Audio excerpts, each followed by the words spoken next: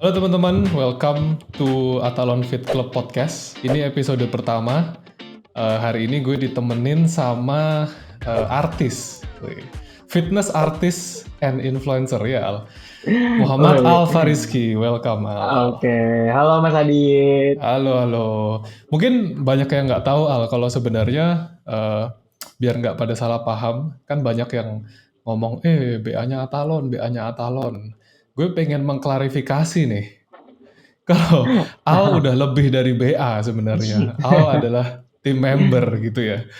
Iya, Jadi next time benar. kalau ketemu Al di GBK lagi lari, jangan disebut BA, tapi disebut tim member ya. Member.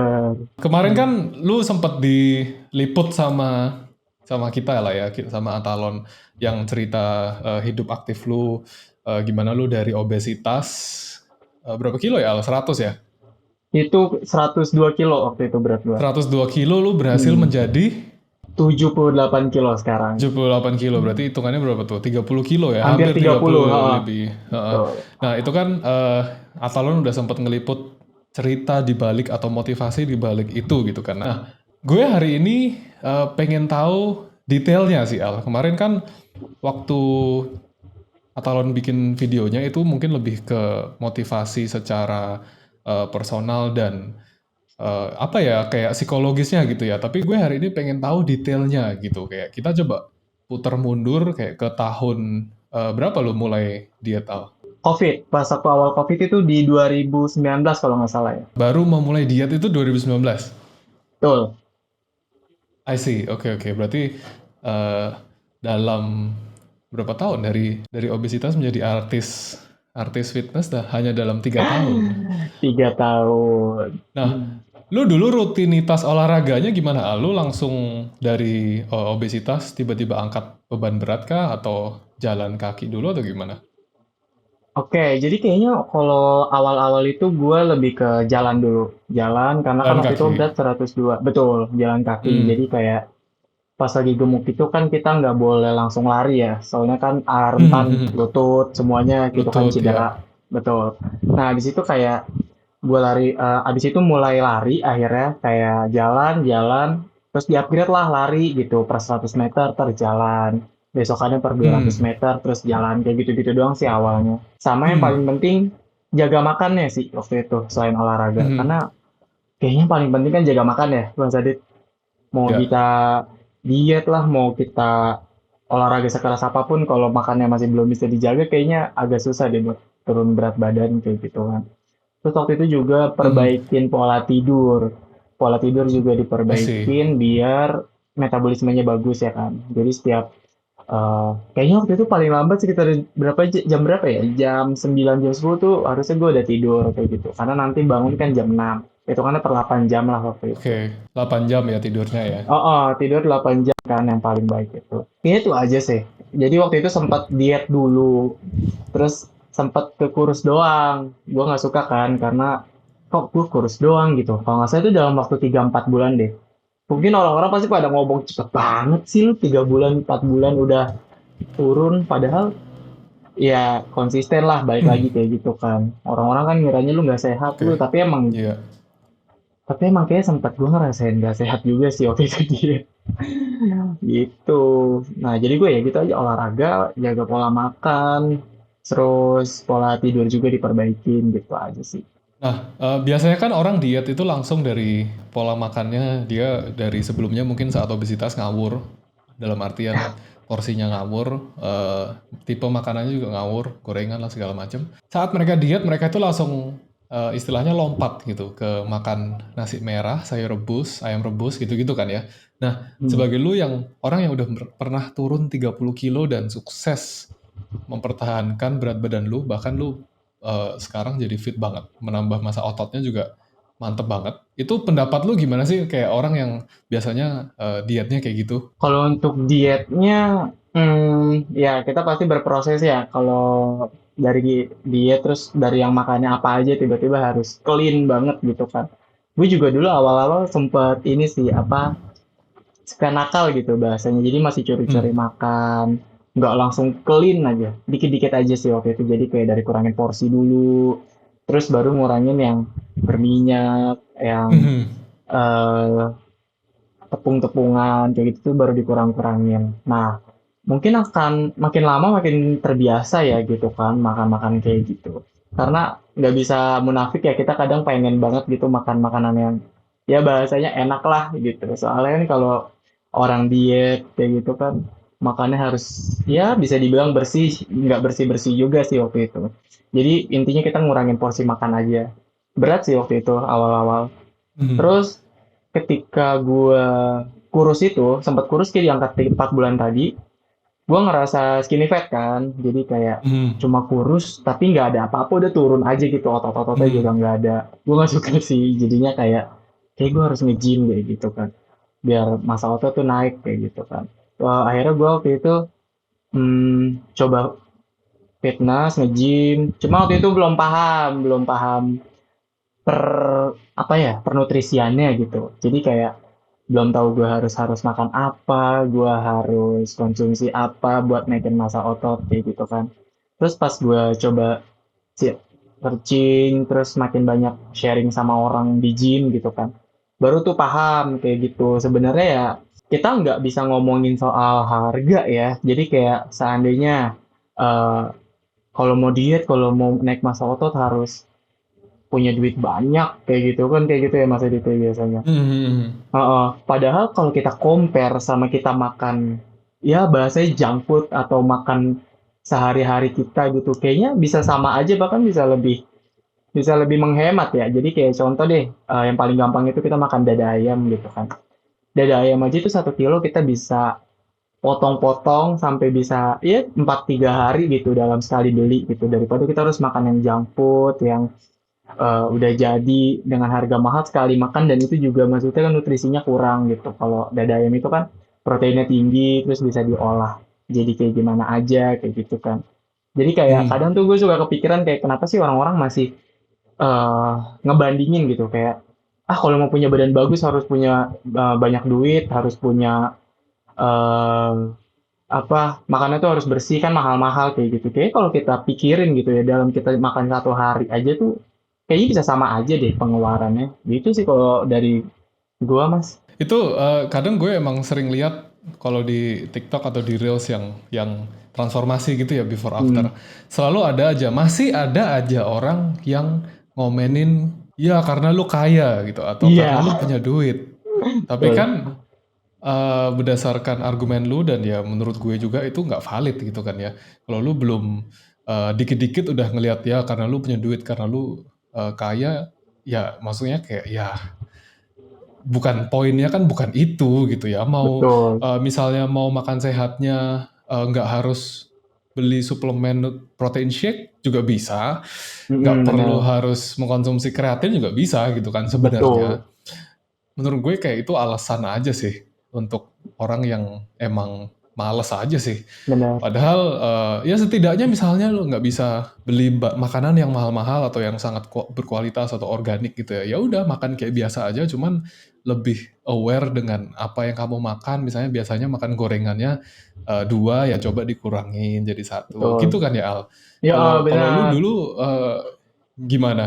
Kalau gue waktu itu kayaknya gue lebih dulu gue sempet nyari makanan yang murah banget tapi proteinnya tinggi gitu loh. Banyak kok sekarang Hmm, kayak tempe, terus kalau dada ayam mungkin hmm, ya bisa dibilang emang agak lumayan lah kayak 1 kilonya tuh sekitar 50 sampai 70 ribu gitu kan. Cuma kan kita banyak tuh ada tempe, terus juga ada telur kayak gitu kan putih hmm. telur. Apalagi sekarang putih telur tuh udah banyak banget dijual. Dan murah kan, dan nggak terlalu mahal. Iya, biasanya tuh dijual di apa sih tempat-tempat kue gitu loh buat mereka ngadon kan. Itu sebenarnya sisaan sih. Bener, sisaan tapi tuh sangat berharga gitu kan. Iya betul.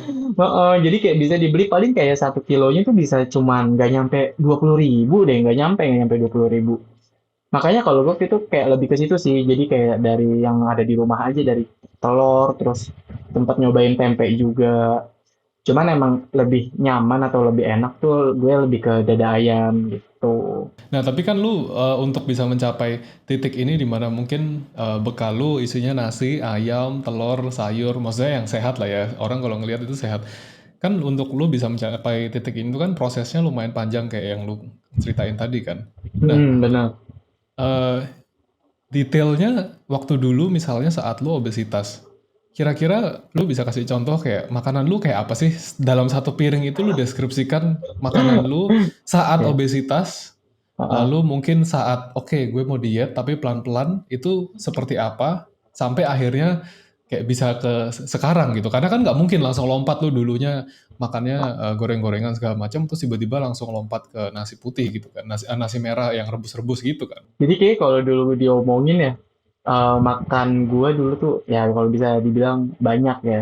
Jadi kayak gue tuh nggak punya jam makan waktu itu mas. Jadi kayak dari pagi aja sarapan tuh gue dan gak nyentuh yang namanya yang enteng-enteng lah. Pasti langsung nasi. Nanti gue di sekitar, misalnya gue sarapan jam 8 lah gitu ya. Ntar pasti di jam 9 atau jam 10 tuh udah lapar Makan lagi. lagi. Jadi makan lagi gitu. Terus jadi kayak, aduh kayaknya pas gue pikir-pikir sekarang tuh gila banget sih. Jadi gue dari jam 10 nanti ke makan siang. Itu kan cuma selang 1-2 jam ya. Itu udah lapar lagi, makan lagi, kayak gitu. Sama gue mungkin parahnya dulu begadang ya. Jadi kayak Hmm. gue sering begadang. Nah, penyakitnya begadang itu malamnya pasti ngemil, Hmm. makan. Itu sih problemnya. Apalagi kan kita nyemil makan malam, terus abis itu pasti tidur, nggak kepake energinya. Gitu sih. Hmm. Bener deh. Dan gue sempat ngerasa capek sama diri sendiri sih. Jadi kayak naik tangga. Udah capek. Terus juga makannya juga dulu junk food. Dulu gue, ya kalau dibilang sering banget makan kayak McDonald kayak gitu gitu tuh sering banget gitu. Nah tadi kan gue udah bilang caranya itu nggak perlu langsung ngekat atau ngeganti, tapi dikurangin aja pelan-pelan. Yang pertama tuh dari porsi ya kan, dikurangin porsinya. Terus dijadwalin cara makan, jadwal makannya kayak gitu. Kayak gitu sih mas, nggak harus langsung menghilangkan, tapi coba dikit-dikit aja diganti gitu atau dikurangin. Gue juga ngasih tahu ke teman-teman di sini tuh enggak enggak harus menghilangkan, tapi dikurangi Hmm. aja gitu. Benar, benar. Jadi memang step by step lah ya. Kayak misalnya lu separah-parahnya jam 8 makan, jam 9 makan, jam 10 makan lagi. Setidaknya coba untuk misalnya jam 8 makan nggak apa-apa, tapi nextnya jam 10 gitu ya. Kira-kira ya berarti mengurangin porsinya. I see. Tuh, Dan itu kan nggak dikurangin harus porsi. selalu eh, langsung menggantikan makanan lu dengan ayam rebus segala macam kan ya. Misalnya misalnya Nggak nih, perlu. Heeh. jam 8 makannya McD, jam 9 makannya KFC, jam 10 makannya Wendy's. Dulu ya saat obesitas. Iya, Sebenarnya step by step prosesnya itu mungkin jam 8 makan McD, jam 9 minum air putih aja, nggak usah makan, jam 10 makan Wendy's gitu kan ya. Maksudnya kayak secara ilustrasinya kan itu aja sebenarnya mungkin betul. udah akan ngasih result yang signifikan gitu ya untuk apalagi untuk Benar. teman-teman yang obesitas gitu ya dan itu menurut lu waktu itu pengalaman lu seperti itu gitu kan ya. Benar kayak gitu. Jadi ya nggak punya waktu makan aja sih dulu tuh. Asal aja gitu jam berapa I aja see. makan. Kayak gitu. Jadi kayak Nah, kayaknya dengan cara dijadwalin kayak tadi Mas Adit bilang gitu juga udah cukup baik sih gitu seenggaknya untuk pelan-pelan nurunin ke makanan yang lebih sehat gitu. nah, kalau menurut lu saat dulu lu obesitas, problem lu kan kalau nggak karena nggak ada jadwal waktu makan, nggak ada kontrol porsi makan, jadinya bisa sampai 102 kilo itu kan. Nah, menurut lu untuk mungkin teman-teman yang ada di posisi lu dulu, lebih gampang yang mana sih ngatur waktu makan atau ngatur porsi makannya dulu? Yang paling gampang itu pasti porsi sih. Walaupun memang kadang kita suka suka nakal gitu kayak, aduh gue biasanya nggak segini nih, gue biasanya satu, sekarang harus dicobain buat setengah kayak gitu. Kayaknya agak susah buat nahan nafsu makannya gitu. Jadi kayak pasti kita ngerasa kurang gitu kayak, aduh gue makan setengah kurang nih. Tapi kayak emang harus di-push dulu awalnya kayak, oke coba dulu, paksa dibikin setengah porsi yang tadinya satu jadi setengah, terus habis dikurangin, nanti makin lama kan kebiasaan tuh badan. Nanti akan entah ya ini kalau dari gue pribadi kayak pas gue udah coba ngurangin porsi, itu akan terjadwal sendiri makannya. Jadi ketika gue sarapan Hmm. jam 8, ya nggak lapar aja gitu. Soalnya kan mindset juga kan mainnya. Pas sudah sarapan, mindset gue harus makan siang jam 12. Berarti gue nggak boleh makan jangan makan jam 10 atau jam 11 gitu. Oke, karena mindsetnya udah kayak gitu, bener aja jam 12 baru makan gitu, baru buat makan siang. Nanti habis makan siang porsinya juga kalau bisa kurangin atau sesuaiin sama aktivitas. Kalau aktivitasnya banyak, Oke. ya it's okay karena akan terbakar kan. Cuma kalau aktivitasnya kurang, mending porsinya juga dikurangin aja gitu. Atau enggak kalau udah ngerti nutrisi, diperbanyak protein kayak gitu sih daripada karbo Mhm. dan yang lainnya gitu. Pas nih, lu ngomongin nutrisi kan, gue pengen ngobrolin nutrisi sedikit dan mungkin disclaimer kita berdua bukan ahli nutrisi ya. Paling ini sharing aja lu dulu Al. Sekarang kan orang selalu ngomong kalau lu mau diet atau lu mau hidup sehat atau setidaknya turunin berat badan itu lu harus defisit kalori gitu kan ya. Orang bilang defisit kalori, defisit kalori. Mungkin gue yakin mungkin teman-teman di sini udah banyak yang tahu defisit kalori itu apa gitu kan. Nah, tapi yang susah itu kan untuk mengerti dan melakukan defisit kalori itu kan. Kayak, oh Hmm. masa mungkin kebanyakan orang menjadikan ini alasan kayak, aduh males nih masa harus belajar ayam itu kalorinya berapa, masa Nah, harus nimbang misalnya lagi makan sama keluarga, masa gue harus bawa timbangan untuk nimbang nasi gue gitu kan. Kan hmm, orang ada perasaan itu yang mungkin bisa dibilang dijadikan alasan gitu kan. hmm, Nah, untuk lu dulu, mungkin lu dulu entah lu ngerti atau enggak tentang defisit kalori itu, tapi let's say lu dulu belum begitu ngerti ya. betul. Itu gimana sih tips dan triknya supaya orang setidaknya kayak nggak perlu tahu segimananya dengan nutrisi, tapi orang bisa kayak setidaknya kalau ngelihat makanan itu kayak oh ini loh porsi yang kira-kira oke gitu. Kayak lu tadi ngomong oh proteinnya yang banyak. Itu kayak maksudnya ada nggak sih trik yang paling gampang yang lu pakai untuk tahu oh makanan gue hari ini sehat gitu. Nah, waktu itu gue sempet cobanya sih pakai apa ya bahasanya? Bukan ya perasaan lah gitu, dipakai insting lah gitu. Jadi kayak karbo itu kan nasi kayak gitu kan. Coba deh Hmm. nasinya nih satu piring, gue cuma nyendok seperempat piringnya gitu. Gue sempet kayak gitu sih Hmm. caranya. Jadi seperempat piringnya, terus gue seandainya di situ ada ayam goreng lah nggak apa-apa. Coba ayam goreng, cari yang dada gitu. Jangan yang paha karena kan yang dada itu kan lebih tinggi Hmm. proteinnya bagian Tinggi dada. protein ya. Betul. Nah, terus taruh deh tuh protein. Bahkan kalau gue dulu kayaknya bukan dibilang serakah juga sih. Jadi kayak kadang ayamnya tuh dua potong tapi tetap dada dua-duanya kayak gitu. Karena kan kita mencari proteinnya Hmm. kayak gitu kan. Nah, tetap nasinya cuma seperempat, terus eh ayamnya gue bikin dua potong dan pasti gue pakai sayuran sih kan. Mungkin entah itu ada sayur kangkung lah atau bayam atau apa tuh semua sayuran ya baiklah kalau diolahnya secara baik gitu kan.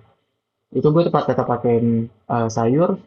Terus gue lihat tuh satu piring kayaknya segini tuh cukup lah untuk gue gitu. Kadang kan kita tuh balik lagi ke otak kan, pengennya tuh makannya tuh yang banyak gitu. Jadi kita tuh nggak bisa pikirin kayak segini tuh gue udah bisa kenyang gitu. Kadang tuh orang belum kepikiran di otaknya tuh kayak padahal makan sedikit aja tuh bisa kenyang. Biasanya kan otak tuh koneksi ke badan kan. Biasanya kita kayak gitu. Gue lihat piringnya, ternyata kayaknya segini gue udah kenyang deh. Dan ternyata pas gue coba makan, benar kenyang. Gue sih tipsnya di situ aja sih, perkiraan aja. Jadi nggak usah terlalu banyak. Bahkan sekarang kayaknya udah banyak deh mas. Gue udah sempat lihat ada piring. Jadi piringnya tuh emang yang buat, Oh, dibagi-bagi gitu ya. iya jadi untuk karbonya tuh setengah gini, udah ada takarannya. Terus nanti untuk Hmm. yang dagingnya segini, sayurnya segini, itu udah banyak sih sekarang di internet kalau gue lihat. Jadi Hmm. kayak sekarang untuk perdietan ya, sekarang tuh kayak udah gampang banget gitu. Nggak kayak dulu gitu kan. Kalau dulu kan mungkin kita masih awam. Sekarang kita bisa cari semuanya di internet. Terus juga Hmm. medianya banyak gitu. Bahkan dari kita cara makan aja tuh ada piring yang buat kita diet gitu untuk perkiraan nasi, protein dan yang lainnya kayak gitu sih. Waktu itu tipsnya. Sebenarnya itu dia ya, teman-teman yang takut untuk diet karena harus makannya, bayangan mereka adalah rebus-rebusan. Sebenarnya kayak yang lu bilang tadi Al, ayam goreng pun sebenarnya nggak masalah gitu kan. Pilih ayam goreng yang dada, walaupun misalnya ya ayam gorengnya 2 gitu supaya Benar. setidaknya kayak nggak terlalu ekstrim dulunya porsinya banyak terus harus tiba-tiba ekstrim mengurangin porsi kan nggak sehat juga karena nggak akan Iya, konsisten gitu kan ya. Jadi sebenarnya itu nggak masalah ya. nggak masalah banget. Bahkan kayak kita tuh jangan sampai diet itu jadi nyiksa gitu. Kan kita kan diet itu biar kita mengubah pola hidup kita menjadi lebih sehat, bukan malah menjadi tersiksa atau bahkan sampai sakit gitu kan. Karena gue pernah sampai sakit tuh mas, pas lagi diet. Pas lagi diet. Karena apa itu? Iya, gue tuh salah waktu itu. Jadi pikiran gue, ini karena ini masih jelek banget sih. Gue harap teman-teman jangan ada yang kayak gini. Gue dulu menganggap nasi itu musuh. Jadi gue makan nasi Iya gue akan iya. gendut. Gitu nggak sih kalau awal-awal kayak Iya orang tuh iya. ngeliat nasi, gue makan nasi gue akan gendut dan penyebab gendut itu nasi gitu. Padahal Hmm. itu nggak sama sekali. Jadi waktu itu gue cuma makan sehari 1 kali dan itu cuma makan lauk. Gue menghindari nasi. Gue bener-bener ngebuang nasi itu. Ih, bahkan gue nggak makan nasi deh. Kayaknya tuh hampir sekitar 1 bulan pertama gue diet itu gue belum ngerti defisit kalori. Gue belum ngerti gimana caranya gitu. Akhirnya pas gue cari tahu ternyata defisit kalori itu apa, gue ngerti. Akhirnya gue terapin. Tapi waktu itu gue abis sakit. Jadi abis yang gue bilang tadi, gue nggak makan nasi. Gue makan sehari sekali cuma lauknya doang. Gue sakit lah mas. Gue sakit waktu itu kayaknya sekitar hampir 1 minggu gitu gue sakit karena ya kurangnya nutrisi gitu. Jadi kayak badan lemas, Mhm. terus ya kekurangan nutrisi lah intinya karena nggak masuk karbo gitu. Cuman yang gue pelajari ya pas gue sakit tuh ya itu kayaknya gue harus ganti pola diet gue deh. Buat jadinya gue coba ya udah makan nasi. Tapi ya itu porsinya dijaga. Terus mulai cari tahu defisit kalori pas sudah tahu, oh pantes gue sakit gitu kan. Cara gue salah kayak gitu. Ya udah deh, pas habis diperbaikin, alhamdulillahnya sampai sekarang bahkan ya jadi pakai gitu ilmunya, bahasanya gitu sih. Memang entah kenapa kalau di Indonesia stigma nasi putih itu bikin gendut itu sangat sangat ini ya. Mungkin karena mungkin penjelasannya gini sih. Mungkin karena kenapa nasi putih bikin gemuk? Karena kalau lu makan nasi putihnya banyak, otomatis lauknya juga banyak gitu kan. Karena lu nggak mungkin nasi putih banyak doang gitu, tapi lauknya cuma sauprit gitu kan. Iya, Itu kan nggak mungkin. Jadi mungkin heeh, itu benar. sebenarnya penjelasan kenapa kayak orang percaya nasi putih bikin gemuk, padahal bukan nasi putihnya gitu ya.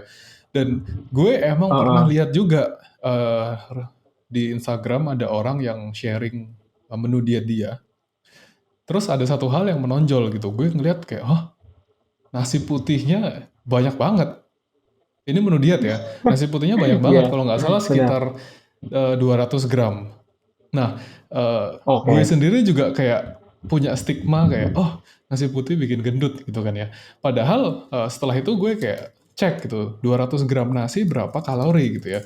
Ternyata 200 gram Heeh, nasi itu sebenarnya cuma 258 kalori nih. Jadi kalau heeh, dibandingkan sekitar segitu. dengan misalnya apa ya, 258 kalori itu mungkin kayak lu minum minuman-minuman milk tea atau apa yang banyak Manis. gulanya itu Heeh, satu cup benar. 258 kalori gitu kan. Dan 200 Mm-mm, gram benar. nasi itu kalau teman-teman yang tahu diet, yang pernah diet atau pernah nimbang 200 gram nasi itu banyak banget loh. 200 gram nasi itu banyak banget dan itu dalam tanda Mm, kutip cuman 258 kalori gitu. Jadi jangan mm-mm. menyalahkan nasinya gitu ya, Al.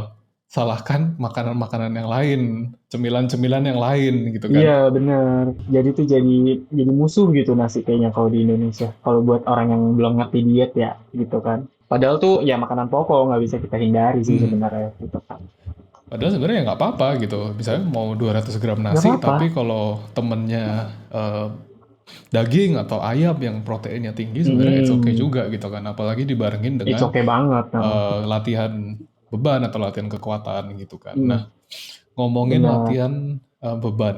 Ini kalau orang ngelihat Kayak, Instagram lu nih Al, Instagram story ya terutama. Kayaknya tiap hari lu kalau nggak lari atau nge-gym kayaknya lu akan eh, ini deh, sakit deh.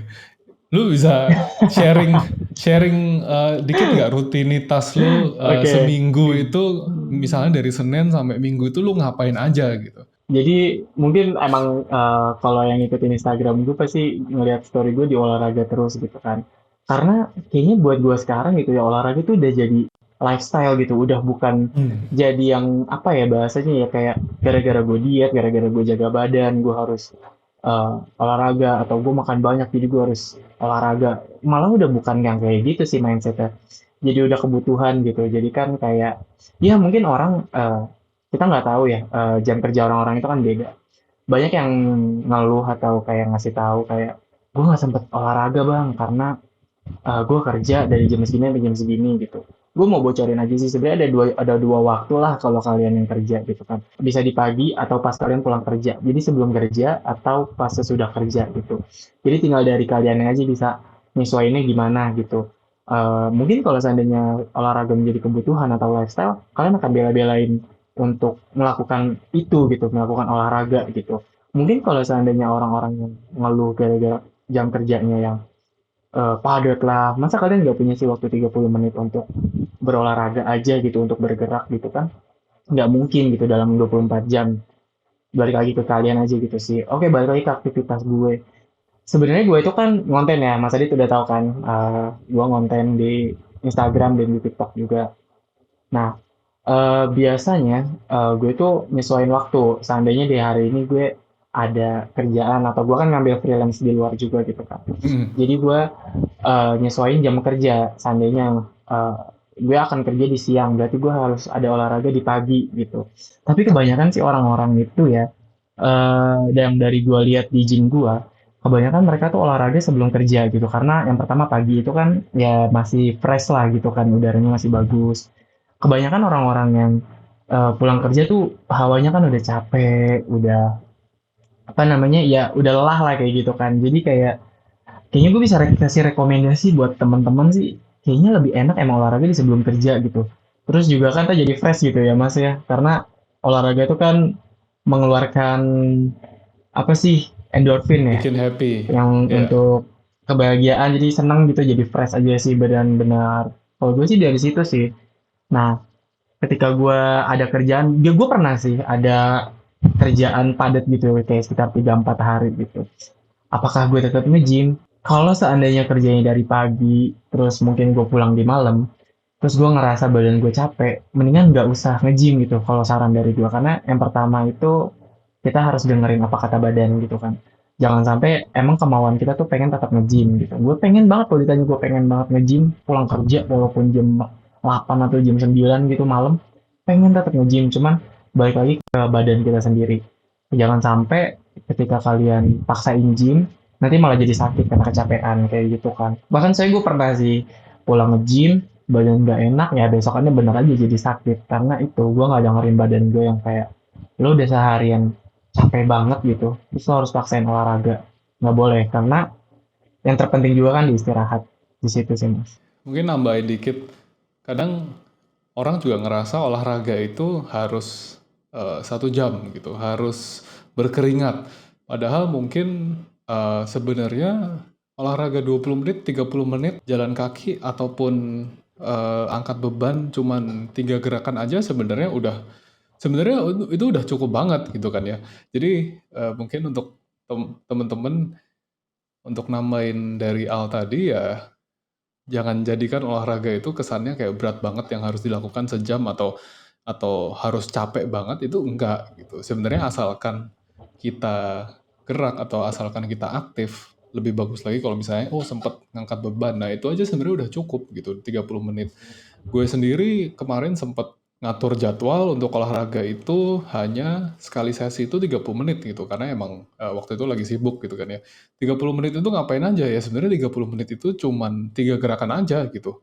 Misalnya lagi untuk gerakan latihan Hmm. kaki gitu ya. Itu ya sebenarnya sesimpel squat aja, terus habis itu deadlift, habis itu lunges gitu. Dan itu bisa dilakukan semua dalam Hmm. 30 menit. Dan itu kalau misalnya teman-teman udah bisa ngelakuin setiap minggu sekali aja atau satu sesi aja, itu sebenarnya udah jauh lebih bagus daripada tidak sama sekali gitu kan. Jadi intinya adalah jangan takut olahraga karena olahraga itu sebenarnya nggak makan waktu gitu. Itu cuman makan komitmen aja gitu kan ya. Emang yang susah komitmennya sih mas, kebanyakan orang-orang.